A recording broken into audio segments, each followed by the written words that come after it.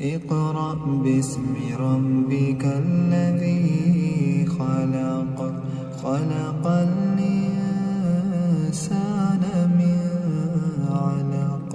اقرأ وربك الأكرم الذي علم بالقلم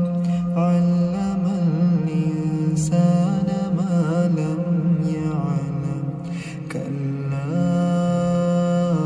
إن الإنسان ليطغى أن رآه استغنى إن إلى ربك الرجعى أرأيت الذي ينهى عبدا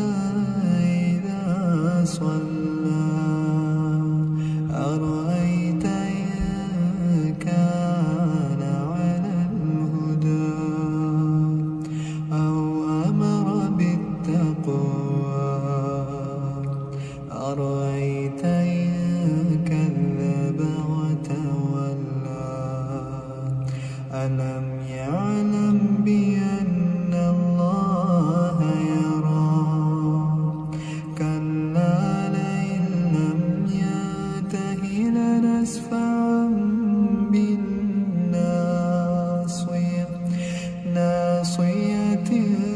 كاذبة خاطئة فليدع ناديه سندع الزبانية كلا لا تطعه واسجد واقترب